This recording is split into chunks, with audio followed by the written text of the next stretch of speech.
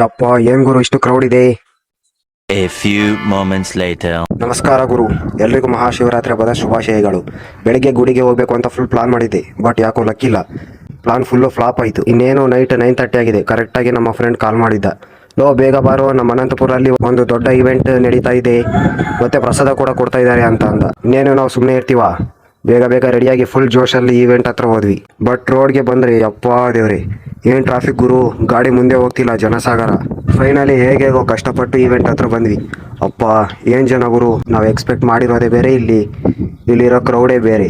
ಭಕ್ತಿಯಿಂದ ಸ್ವಾಮಿಗೆ ಕೈ ಮುಗಿದು ಸ್ವಲ್ಪ ಹೊತ್ತು ಕೂತಿದ್ವಿ. ಮನಸ್ಸಿಗೆ ಒಂಥರ ಶಾಂತಿ ಸಿಕ್ತು ನೋಡಿ. ಆಮೇಲೆ ನಮ್ಮ ಮೇನ್ ಟಾರ್ಗೆಟ್ ಪ್ರಸಾದ. ಏನಾದರೂ ಸ್ಪೆಷಲ್ ಮಾಡಿರ್ತಾರೆ, ಪಾಯಸ ಅಥವಾ ಏನಾದರೂ ಇನ್ನು ಸ್ವೀಟ್ ಸ್ಪೆಷಲ್ ಇರುತ್ತೆ ಅಂತ ಅಂದ್ಕೊಂಡು ಫುಲ್ ಆಸೆಯಿಂದ ಹೋದ್ವಿ. ಬಟ್ ಪ್ಲೇಟಲ್ಲಿ ನೋಡಿದರೆ ಬರೀ ಉಪ್ಮಾ ಗುರು. ಅಯ್ಯೋ ಕರ್ಮ. ಆದರೂ ಪರವಾಗಿಲ್ಲ, ಸ್ವಾಮಿ ಪ್ರಸಾದ ಅಲ್ವಾ, ಉಪ್ಮಾನೇ ನಮಃ ಅಂದ್ಕೊಂಡು ತಿಂದು ವ್ಲಾಗ್ ಎಂಡ್ ಮಾಡ್ತಾ ಇದ್ದೀನಿ. ವಿಡಿಯೋ ಇಷ್ಟ ಆದರೆ ಸಬ್ಸ್ಕ್ರೈಬ್ ಮಾಡಿ, ಲೈಕ್ ಮಾಡಿ, ಶೇರ್ ಮಾಡಿ, ಕಮೆಂಟ್ ಮಾಡಿ ಅಂತ ಹೇಳ್ತಾ ನಮಸ್ಕಾರ.